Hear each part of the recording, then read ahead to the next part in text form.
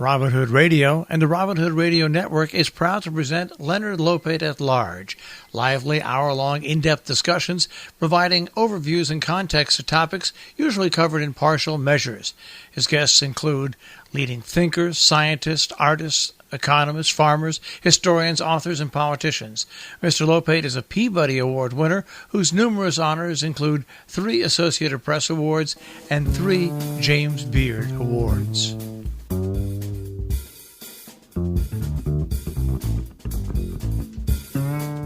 Welcome to Leonard Lopate at Large. I'm Leonard Lopate. There's been a growing interest in progressive politics since Donald Trump was elected, and support for a new generation of politicians like Alexandria Ocasio-Cortez may signal the arrival of a new left. What may be lost in reports of a new progressive movement is a decades-long history of the battles that were waged when Democrats often sounded more like Republicans on issues like welfare reform and incarceration. Attorney Michael Stephen Smith, the co-host of Law and Disorder Radio, has collected interviews and profiles of lawyers who continued working for justice for his new book called Lawyers for the Left in the Courts and the Streets and on the Air. It's published by OR Books, and I'm very pleased that it brings Michael Smith to our show now, along with Mara Verheyden-Hilliard, co-founder and executive director of the Partnership for Civil Justice Fund, and Glen Ford, executive editor of Black Agenda Report. Welcome, all of you, to our show. Nice to be here. Michael, you write Thank you for having me. Michael, you write that America is in a constitutional crisis? Well, I think increasingly, and especially after 9/11, there's been a huge agglomeration of power in the hands of the executive branch, irrespective of the creature that holds office today. After 9/11, the Congress passed the Patriot Act, as you know, which was a horrible surveillance apparatus, and then the authorization to use military force, and then the National Defense Authorization Act.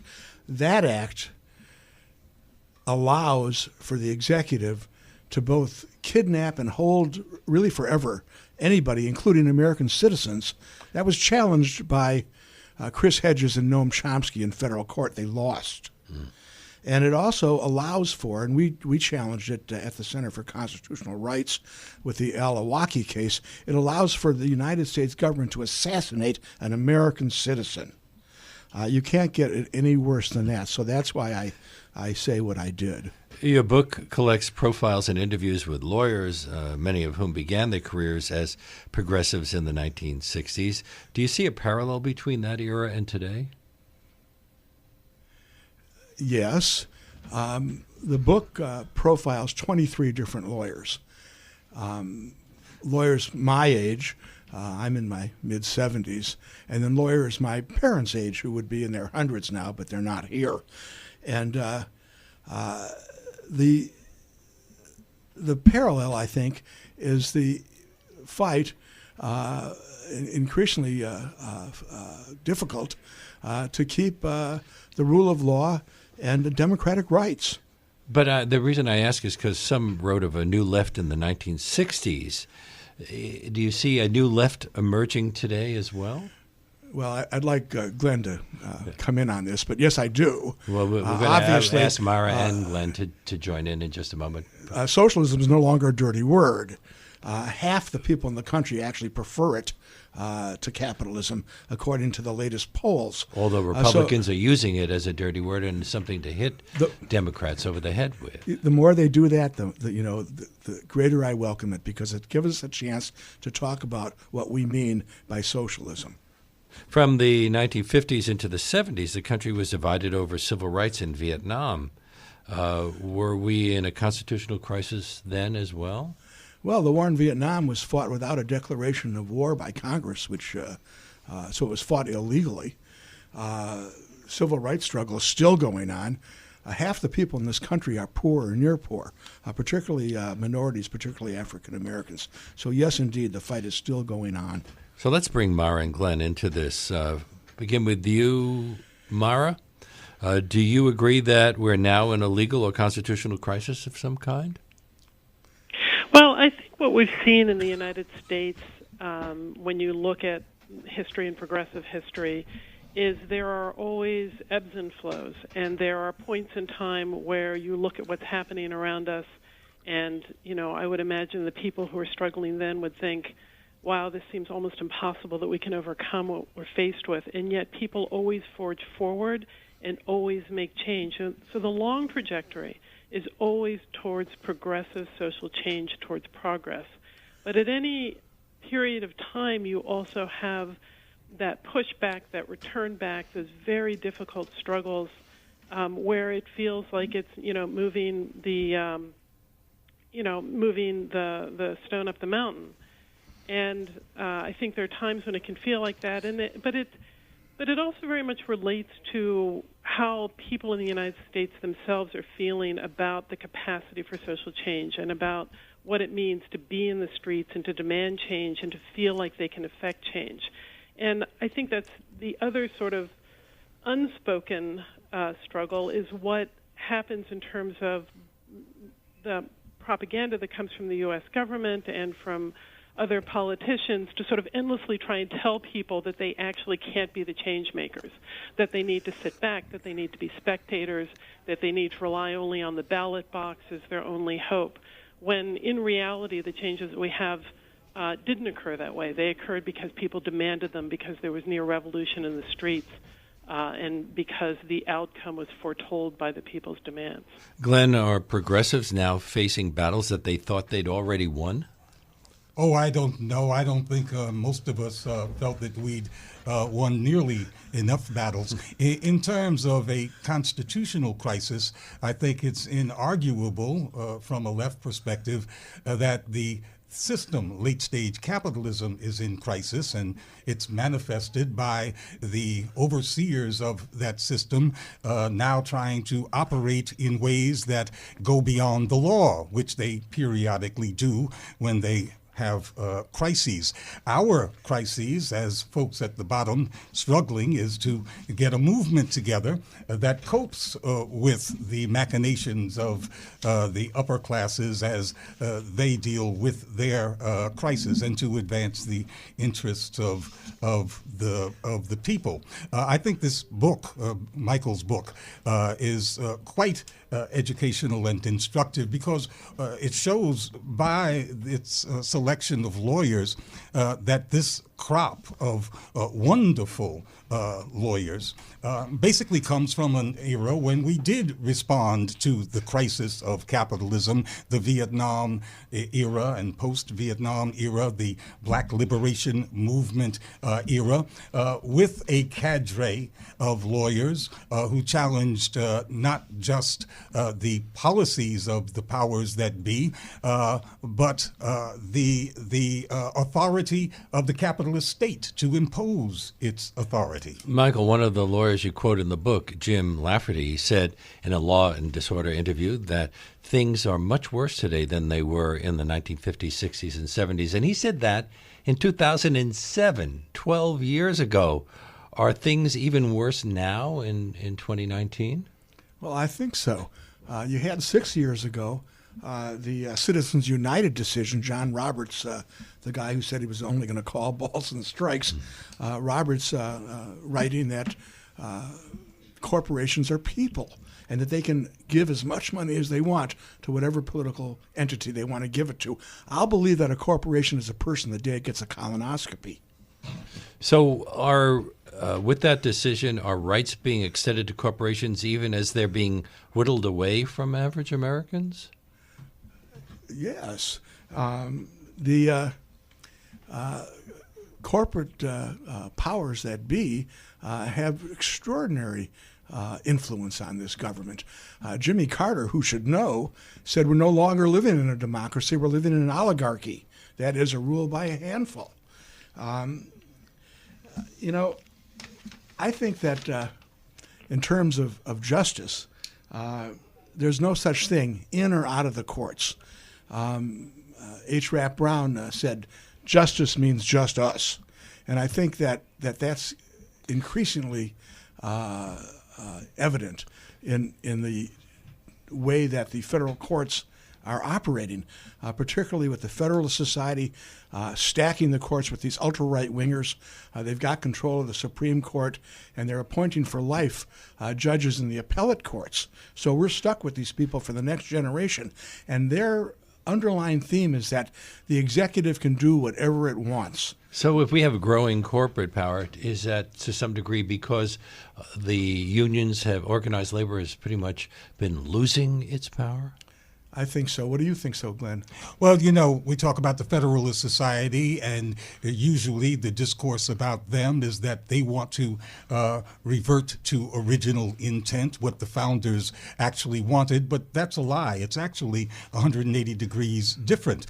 They are desperately trying to refashion the law through interpretation so that it fits the needs of 21st century monopoly capitalism, and that is where we get corporations as people.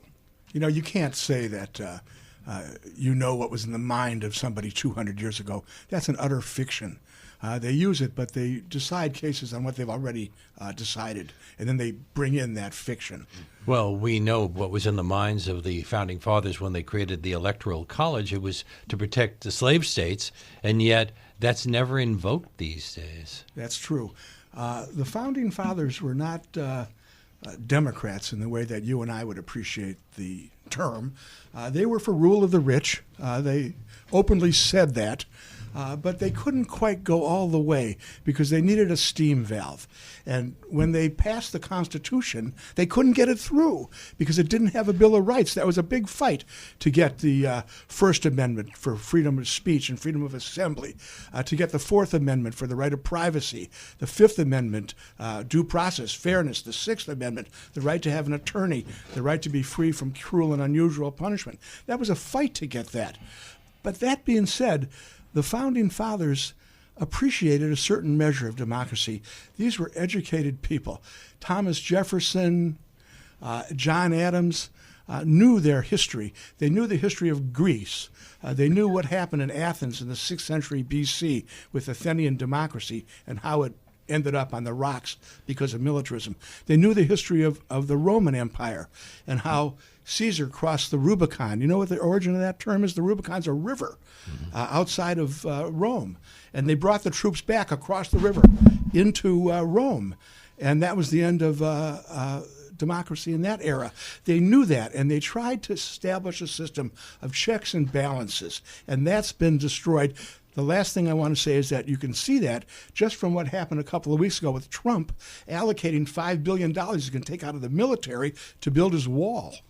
Mara, if companies... But, you know, go ahead, Mara. I just want to jump in because even when we talk about that, the system of checks and balances or the so-called Founding Fathers, I mean, what they were founding, what they were creating, their system of checks and balances, it was a slave-owning, slave-using country. It was enslaving people for their wealth, for them to succeed, to build the country that exists today.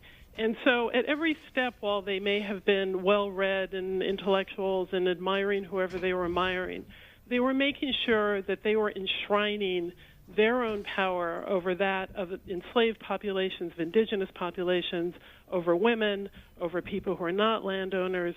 And, you know, that's where I think at any point in time when we look at the history of the United States and we look at it as if it's, either set in stone and that we have to return to something and, the idea of the original intent that you were talking about, or do we look at, the history of the United States, both its, progressive history and its awful history, and see it as a constantly flowing river, as an always moving challenge. I mean, this is where, going back to the quote from Jim Lafferty, where I might take issue with Jim, and I say this with Jim being one of my very dear friends, but I don't look at the periods of, 1950, 1960, 1970 and say that what we're in now is worse than what we were in then. I think that you have to look at different elements of that. I mean, if you think about the 1950s, we're talking about the McCarthy era, the Red Scare, people losing their jobs, being imprisoned, terrified because of their political beliefs. We're talking about Jim Crow apartheid in the United States, and people struggling and losing their lives and being firebombed and hosed and beaten because they were standing up against that at a time when it must have felt impossible to think that Jim Crow laws could be overturned and that could change, and yet it changed. I think the difference that we feel now is there was also this feeling of optimism into the 60s and the early 70s, and this hope that the civil rights movement, that the black liberation movement, that the women's liberation movement, that the anti-war movement, that the LGBT movement. The Great Society, the war and the poverty. Yeah, that was going to win, that was what was going to change, that was the future, that revolution in a way was almost here. And so then we do see this deepening of enshrining of corporate powers really as a counterbalance to the people power that was changing, has changed, and will still change the United States. I mean, when you're talking about the rights of corporations, we're seeing a formality, really, of the merger of legal structures of the state with the legal needs of corporations. I mean, we're seeing it now with these anti-protest laws that are being enacted all over the United States, and these laws focused on what they call critical infrastructure. It's really to protect the fossil fuels industry against protests. And over again, these legislators who are paid by these industries, they're enacting laws to protect corporations, to make the police really the private security of corporations. So, yes, we're always going to have this battle. But how does that affect the work of progressive lawyers? Well, that's the thing about Michael's book that I love, and I'm incredibly honored to be included among so many of these people who are my heroes. But Michael's book is ultimately a very optimistic book because you're looking at people who are fighting against the power, fighting against the waves of repression at any given time, and winning because of their persistence. Glenn, you wanted to add something? Well, I was going to agree with Mara. Certainly, the founding fathers of the United States were familiar with Athenian democracy. Athens was, of course, a slave state, and the founding fathers were establishing a slave state. But it was also the first bourgeois democracy, a state that was invented out of almost whole cloth with the intention of furthering the pursuit of money by that founding class. And everything about the structure that they created was to give all of the advantages to money and to, in fact, give that class the ability, through things like the Electoral College, to shape the further contours of that state. We still have that. We still have the rule of money. Not too much has really changed in that kind of essence. You're listening to Leonard Lopate at Large on WBAI, New York 99.5 FM. Michael, Shakespeare joked in Henry VI, Part 2, the first thing we do, let's kill all the lawyers. And lawyers have been the butt of jokes for ages. Is the role of lawyers, some of them at least, misunderstood? No, I think that the role of most lawyers is totally understood. People understand that they protect the status quo. They protect the rich against everybody else. And people don't like them. Lawyers are the second most unpopular group in the country next to politicians. And most of them are lawyers. Except that when we have a problem and somebody says, you better get a lawyer. Well, that's true. And people appreciate it when a lawyer's there fighting for them. But aren't defense lawyers in general often portrayed as being left-leaning? I think so, because by the nature of their practice, they're up against the state power. But lawyers have been unpopular for centuries. Thomas More left lawyers out of his Utopia. And Dick the Butcher, when he said, let's kill all the lawyers, I think that had a resonance with people. But I wanted to add... But Shakespeare's line was uttered by a character who was plotting treachery. So some scholars argue that Shakespeare was actually praising lawyers who work for justice. that could be. Len, what do you think? Glenn, what do you think about that? Well, we have lawyers and we have lawyers. My daughter is a corporate lawyer, so I won't say her name so that her name won't be associated with mine, and it might endanger her job. But even those lawyers that lots of folks esteem because their names are on good laws, we have to remember the conflicts that existed between radical lawyers like those that you cover in the book and their predecessors in the 1930s who differed on what the nature of radical lawyering is. And I think the best example was the conflict between the National Negro Congress, which was central in publicizing the huge political trial of the Scottsboro Boys during the 1930s. And they tussled with the emerging legal apparatus of the NAACP. And they had a fundamental kind of disagreement about what a political trial should be. The National Negro Congress, which was led by communists, wanted to expose the actual nature of not just the Southern Jim Crow society, but the larger new U.S. capitalist society through this trial, while the NAACP wanted to keep the issue confined to issues of innocence and guilt. And we see the same kind of conflicts between progressive and radical lawyers today. I wish there was more conflict. I wish there were more progressive and radical lawyers today to have a bigger fight about this. But, Michael, don't you have an ongoing program called Lawyers You'll Like? Well, I have a program called Law and Disorder on BAI. We've been broadcasting for 15 years. We started off on this station 15 years ago. We were every other week, and then we were every week. And then right now it sounds like we need you every day. Well, we had initially myself, Michael Ratner, who was the president of the Center for Constitutional Rights, Dalia Hashad, a Muslim American woman from Egypt, and Heidi Bogosian, who was the executive director of the National Lawyers Guild. Dalia moved. Michael passed away 3 years ago. At that time, we had 60 stations, thanks to BAI launching us, and today we have 120. And our notion is, and I'm going to share a one-sentence quote with you from William Kunstler, who was Martin Luther King's lawyer. And Kunstler said, "The law is in its fundamental essence nothing more than a method of control created by a socio-economic system determined at all costs to perpetuate itself by all means necessary for as long as possible."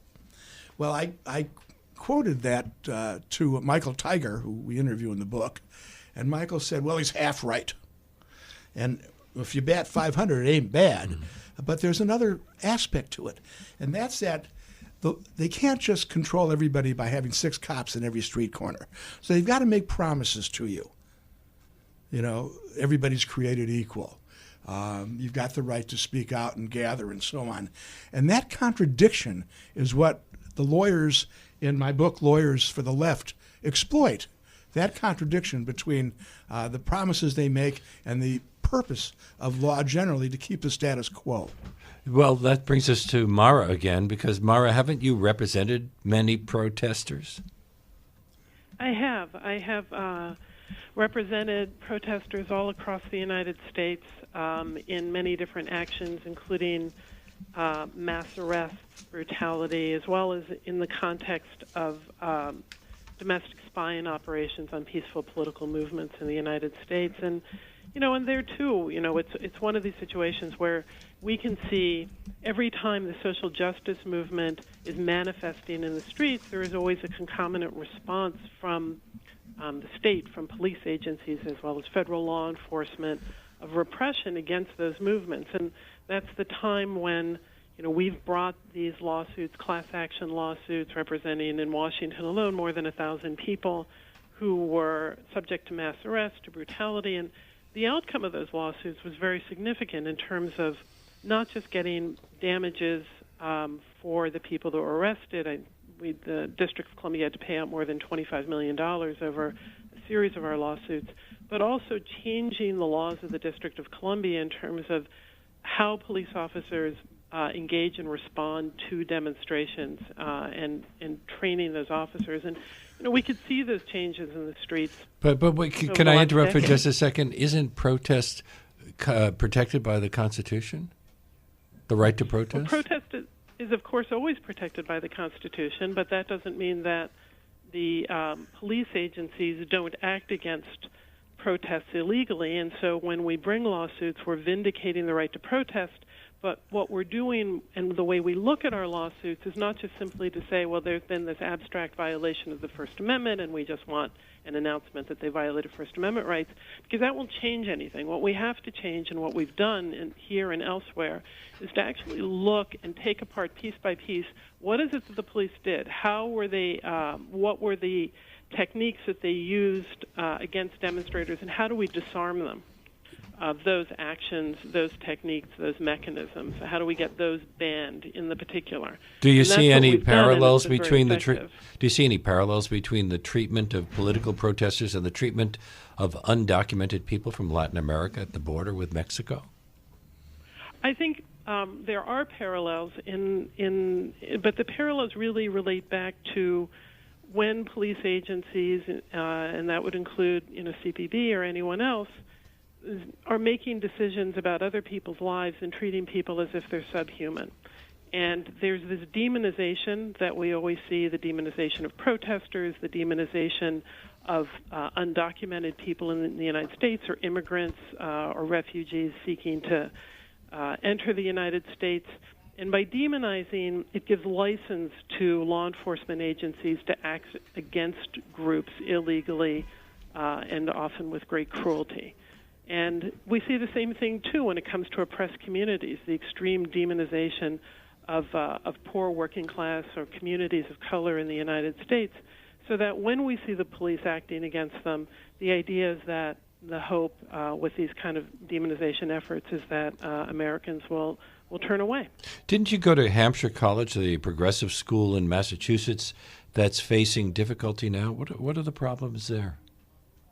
I did go to Hampshire College. I went to Hampshire College and I attended Columbia Law School. I don't know all of the details of what's happening in Hampshire, but I certainly stand with all of the Hampshire students and Hampshire alum who believe very strongly that what Hampshire offers and what is significant about Hampshire is its independent nature, and the fact that it is a school where students are expected and required to think for themselves and to create a course of study that is meaningful and that leaves them with a path forward, as opposed to just, regurgitating, a common curriculum.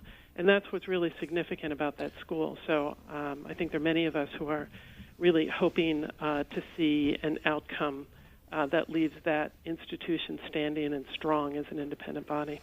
Well, Mara, I think you're a wonderful example of the kind of student that college tried to graduate, because you went to law school in order to do what you love doing, and that's litigating the kind of cases that you've talked about.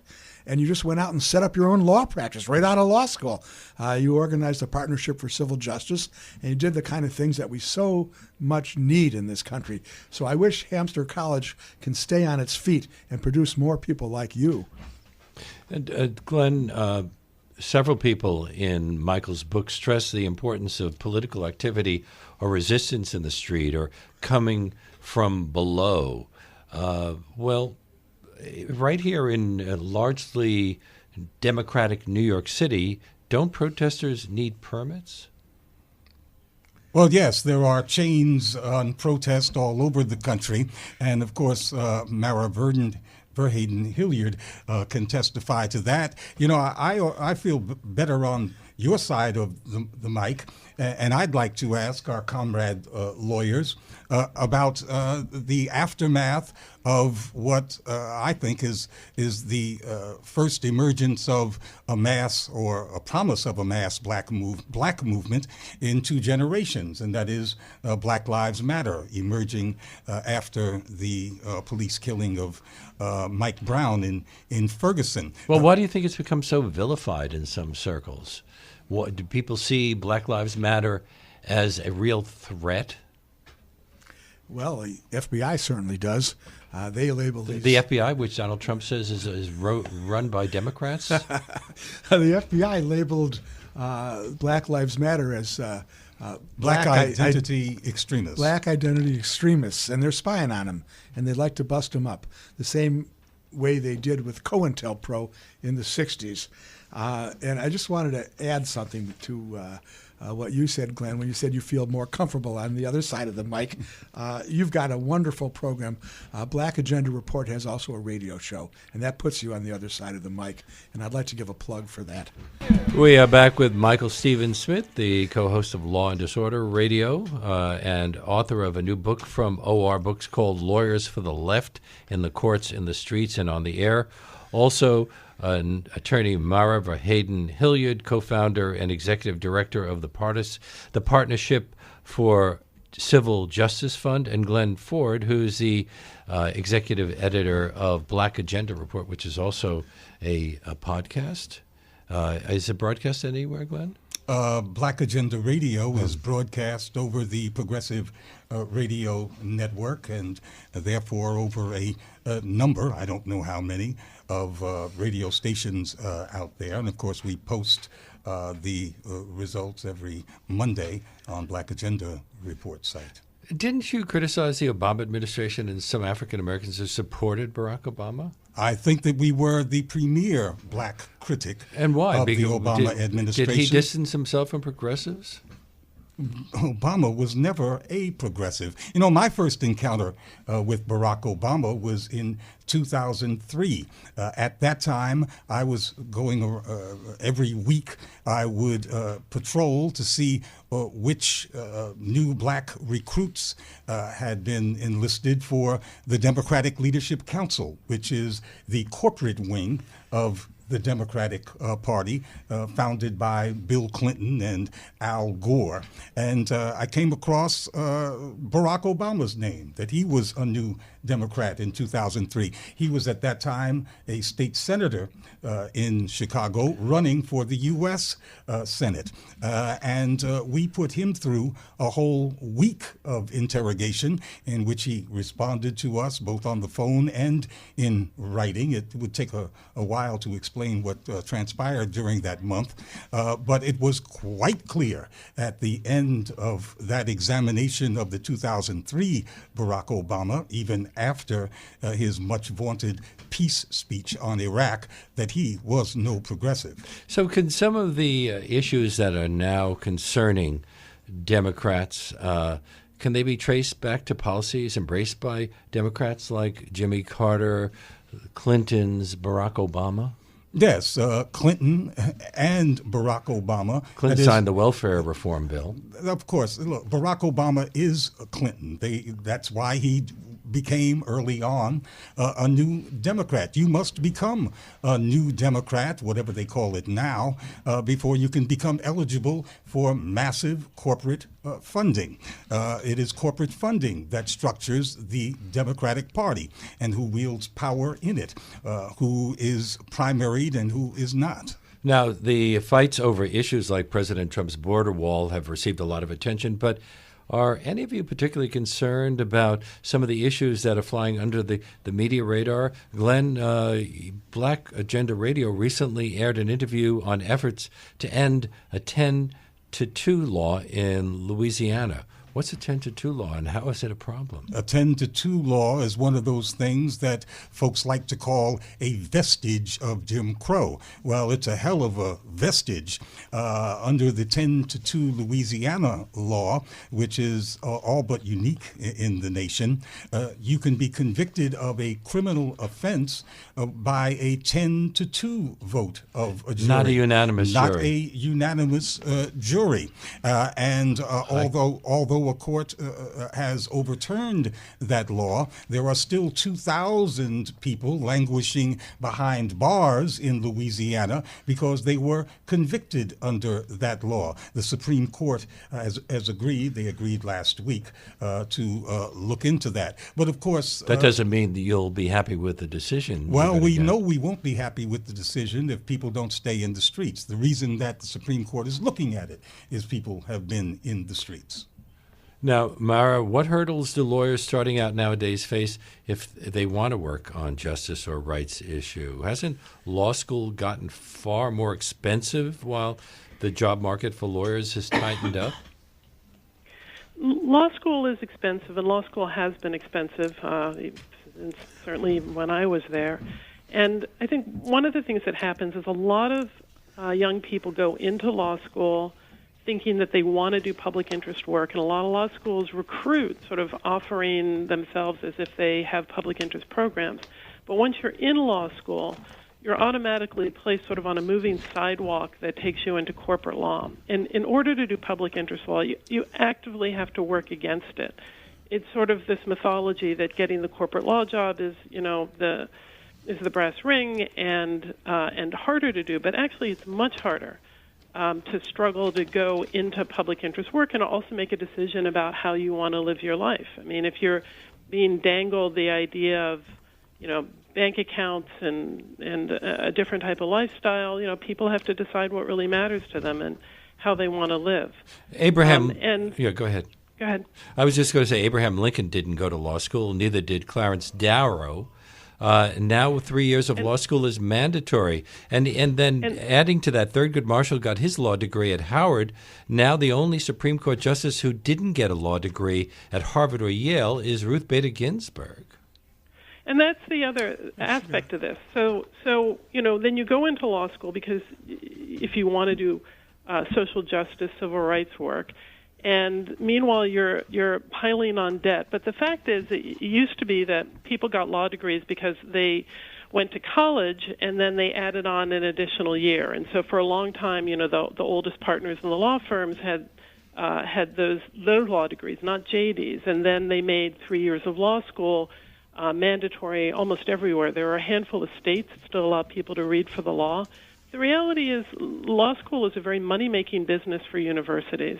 And in many respects, I think that law school is 2 years too long, that if people went into law school and had a year of solid, classroom training and then were doing experiential training and learning how to be real lawyers and then ultimately, going through whatever process to be certified as a lawyer, we'd have a lot more real lawyers. There's a lot of lawyers who graduate from law school, and they've never heard or seen, what a deposition is or interrogatories or the most basic elements of trial practice. And that's really a common feature. But part of this, too, I believe, is a result of the GI Bill, that when you had this shift in America where more and more people, where people of color, where lower income people, where women also were starting to enter into all of these academic institutions, there was a desire to create greater and greater gatekeeping. And you can see that with the prohibitive costs of law school. And then, of course, when people get out, they're indentured. They owe so much debt. Glenn, you wanted to add to that.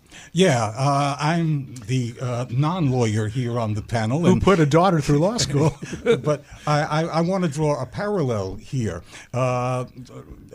Journalists used to not have to go to J school. In fact, journalism historically has been a function of advocacy. That is, until relatively recently, basically the 20th century, most newspapers were advocacy journals. They represented a political point of view, not necessarily a party, but a political tendency. And folks knew that when they went shopping for their literature. But with the corporate newspaper, one that is in fact invented for the purpose of creating a corporate consensus, narrowing the arena of discourse.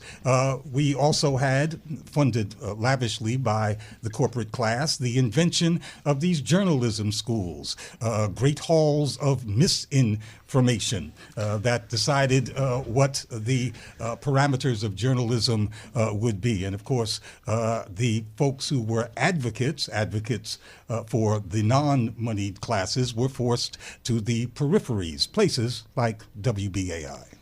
I wanted to comment on women in law. The great African-American feminist attorney Florence Kennedy tried to get into Columbia Law School in 1949. They wouldn't let her in. So she threatened to sue them. She said, "You didn't let me in because I'm black." And they said, "No, we didn't let you in because you're a woman." Mm-hmm. But they yielded. She got in, and they didn't even have a bathroom for her to use. That was the situation all throughout the 50s. When I got to NYU Law School in 1964, they used to brag that 10% of the class were women. That was the highest in the country. And now that's all changed. Now I don't know what it was at Columbia in 1994 when Mara was there, but now about half the class are women. So they're now allowing women in, and that was a big gain. And 6 of the people that I feature in Lawyers for the Left are women. And they've made some tremendous contributions to the extension of democracy in this country. Now, changing the subject a bit, and my apologies for sounding a little MSNBC or CNN here. What do each of you think about the various candidates lining up for the Democratic candidacy?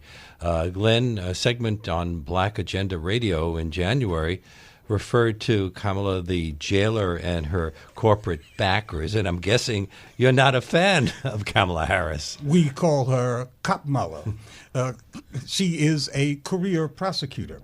She is not a crusading prosecutor, as Krasner in Philadelphia was purported to be. She is your standard, upwardly mobile black person looking to have more black faces in high places, including places of persecution like prosecutors.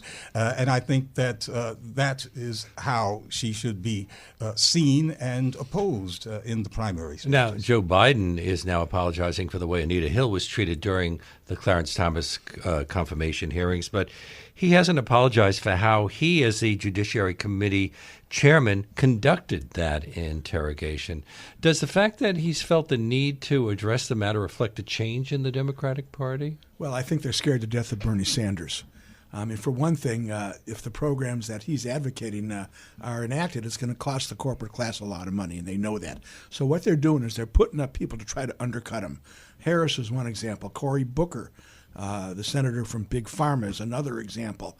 They're throwing as much as they can at Sanders to try to prevent him from getting the nomination. He should have got it the last time, but Clinton cheated him out of it, and the Democratic apparatus cheated him out. And they're afraid that he's going to get it this time, and I think that's what motivates these various candidates. Although Joe Biden right now is the leading candidate. Is the left more divided than the right, or the center simply by virtue of raw diversity? What do you think, Glenn? Depends on what you call the left. There is a phony left, and there is a real left. The real left is very small.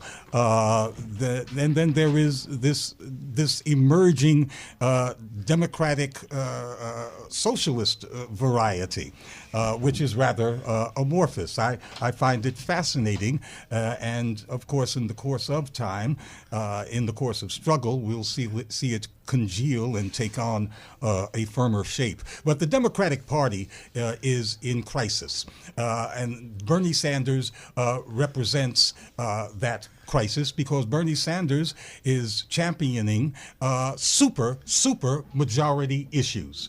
80% of Democrats or 85% of Democrats support Medicare for all, but Nancy Pelosi is against it and actively working to undermine it. 85 or 90% support the concept of a Green New Deal, but Nancy Pelosi is actively trying to sideline that. Any number of Democrats voted present when that came up. They didn't vote against it, obviously, but they also didn't vote for it. Well, this is democratic leadership, which is beholden to the corporations actually undermining issues that are at the heart of the Democratic base's aspirations. That's the nature of the crisis, and Bernie Sanders' candidacy brings this to a head. Mara? I just want to say, to Glen's point and his earlier point, earlier this week in Washington, D.C., Barack Obama came at the invitation of Nancy Pelosi to speak to a closed-door meeting of new members of Congress to basically talk them away from single-payer health care or the idea of the Green New Deal, with a speech about how they had to explain how they were going to pay for it, and how you can't, it's wonderful to have big ideas, but, this just costs too much. And this is the richest country in the world. This country can actually afford it. It's an issue of allocation of resources. But I don't recall Barack Obama feeling he had to explain how he was going to pay for the bombs dropping on Libya, or any other military intervention. That is a massive amount of the American budget. And every 4 years, the American people are being told that they just have these two choices between the Democrats and the Republicans, two parties that neither of which are going to veer away from the war machine in the United States and ultimately not really break from the corporate control of our society. And you can see that people are turning out and tuning out. They don't want to vote. A lot of people are simply not voting. If the U.S. introduced, for example, ranked choice voting or proportional voting, which are truly democratic means of holding elections, you would see a lot more people voting, but you would also see a lot more ideas and issues being presented. And this is the issue, is that once again we're now being presented with a slate of Democratic candidates, and they're being offered up as, the single hope to get rid of Trump, of course, and, Trump, who is, racist, misogynist monster, and there's no dispute about that. But remember, when he was elected, we immediately saw millions of people in the streets, people, many of whom had never participated in political protest before. And all of them were coming out. They were marching against Trump. He issued the Muslim ban. People were filling the airports.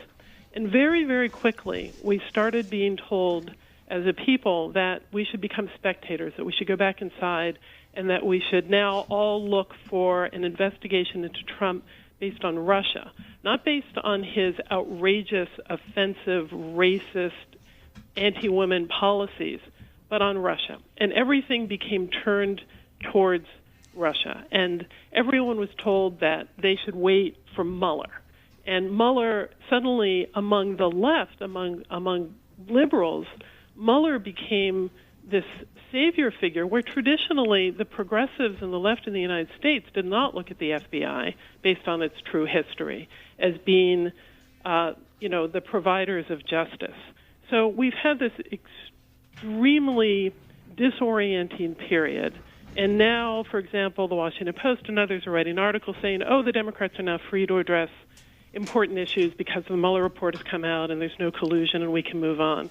Instead of really talking about what happened for the last 2 years, where people were being redirected from fighting for the things that they believe in to just endlessly enter into this new period of Russophobia. And I think that's been extremely dangerous. There were only a handful of journalists who were willing to fight this, people like Max Blumenthal, Aaron Mate, Brian Becker, and a number of others.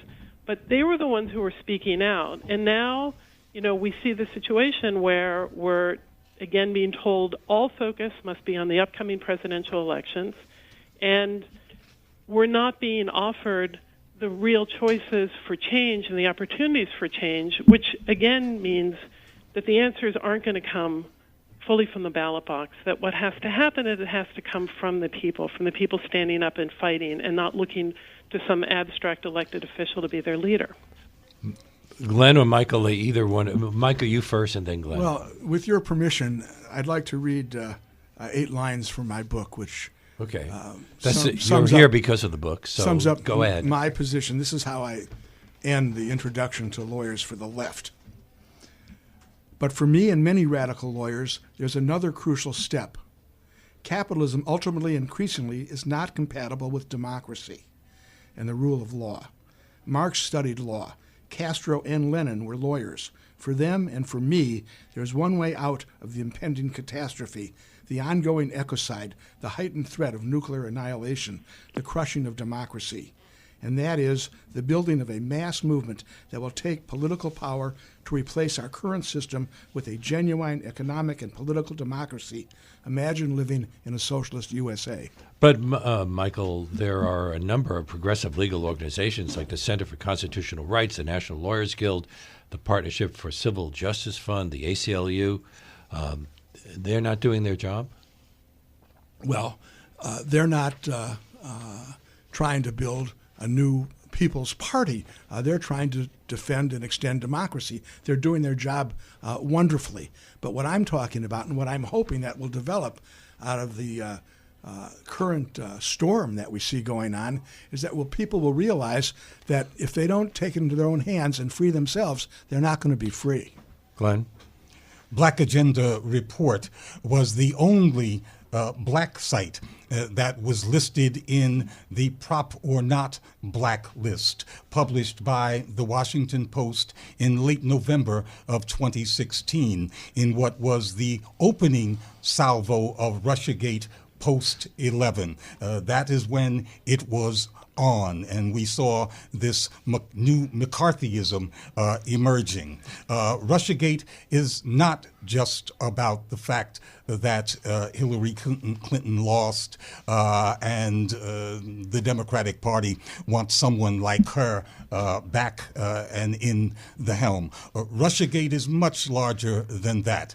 It's about the national security state and the military-industrial complex being intent on keeping up, maintaining the momentum of the Obama military offensive of 2011, when they went into Libya and then Syria, and at the same time reset to near permanent war relations with Russia and pivoted to China. All of that militarism momentum has to be sustained by having an other who is a demonic and ubiquitous kind of enemy. That's Russiagate.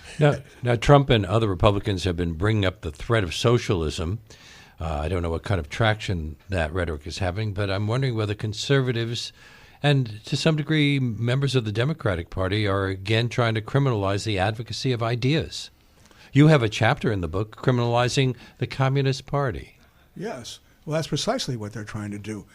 They falsely accused the Communist Party when they destroyed it. It was the government that destroyed the Communist Party of advocating the overthrow of the government by force and violence, which was a huge lie. Isn't the Smith Act still in effect? The Smith Act is still in effect, yes. That was part of that, the Alien and Registration Act. Yes, that was the act named after Howard K. Smith, a Southern segregationist. He got that act passed, and that's what they used to destroy the Communist Party, and it's still on the books. So you're not saying we're going through the same kind of thing now, and there are arguments against the Soviet Union. It wasn't an ideal government. No, and I write about that. I don't defend the kind of political system in the Soviet Union. But what I'm talking about is a genuine democratic socialist economy where people control the economy, not just political but economic democracy. And that, I think, is either we get there or we're in a lot of trouble because with the threat of nuclear annihilation, the threat of global warming, we're not being defended against that by this government. We have to take things into our own hands. We've pretty much run out of time. Mike, great thanks to the three of you for such an interesting conversation. We've been speaking with Michael Stephen Smith. His book is called Lawyers for the Left. It's from OR Books. Also, Mara Verheyden-Hilliard and Glen Ford. It's been a real pleasure. Thanks for the opportunity. Thank you. Thank you, Leonard. Thank you very much. And that brings us to the end of today's show. My great thanks to Michael Smith, Mara Verheyden-Hilliard, and Glen Ford, to Hugh Sansom, who produced today's segment, to Charlie Morrow, who composed our theme music, to Reggie Johnson, who was at the audio controls, and to my executive producer, Jesse Lent. Leonard Lopate at Large comes to you on Saturdays at 4 and Tuesdays at noon. You can subscribe to Leonard Lopate at Large podcast on iTunes and by clicking on Robin Hood Radio's archive program site, which is robinhoodradio.com. You can also check out Leonard Lopate at Large Facebook page. We hope to see you next week.